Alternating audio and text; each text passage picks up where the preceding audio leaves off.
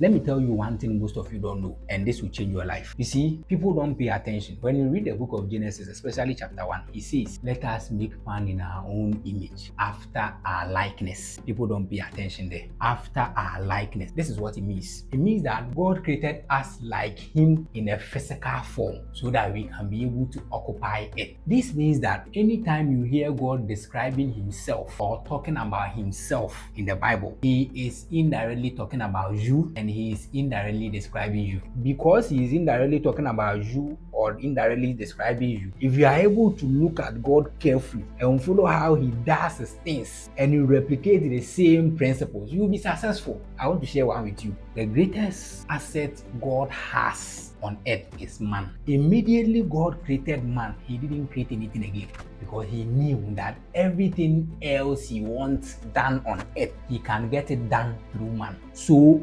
man became the betweener between God and what God wants on earth. That's what asset means. Assets stand between what you want and what you want to get. So if somebody buys a car as an investment and gives the car out to a driver for the driver to be working to pay him, the car, he wants the money. It's not the car that he wants, it's the money he wants. But the car, which is the asset, standing between him and the money. So the car now works to get him the money. The car now becomes the middleman to connect him to the money. That's all that asset does, right? So the first thing, the greatest asset God has on earth is man. The second thing, whatever God wants to do on earth, He did it through man, and He is still doing it, right? The greatest price God has paid in His life is He paid for man. That is His greatest asset. He sent His own Son to be a sacrificial lamb for us. Since He created us in His own image and after His likeness, if you replicate the same thing, we'll be successful. The greatest asset man has is the mind. 2, every single thing man wants to achieve on earth, he achieves it through mind. The mind,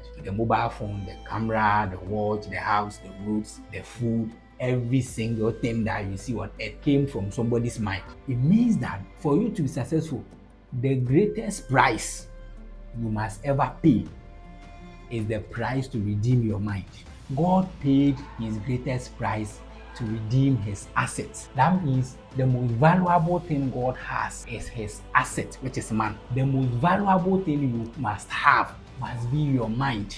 The greatest disservice you can do to yourself is to have an empty mind. The greatest disservice you can do to yourself is to make things that you have around you more expensive than the content in your mind. When God made man, that is His greatest asset, He made him so expensive that every single thing outside man was less valuable to man. That is, every single thing outside of man can never buy what is in man. That's how God made us. The greatest price you must pay is the price to redeem your mind. Redeem your mind from poverty. Redeem your mind from toxicity. Redeem your mind from negative thoughts. Redeem your mind from things that are not working in your life. Because your mind is your life. Real disability is not in the body.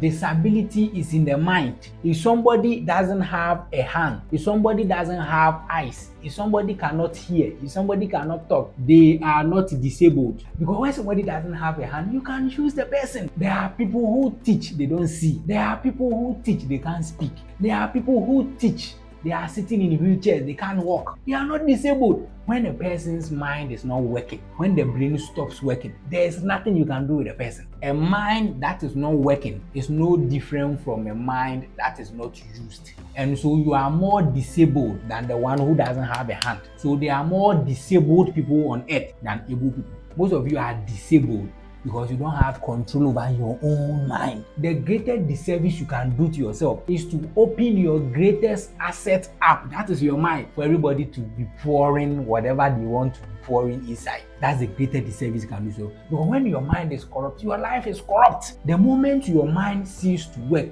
that is when your life ceases to work. Be transformed by the renewing of your mind, not your body. Think and grow rich, not act and grow rich. As a man thinketh, so he is. It's not as a man acted.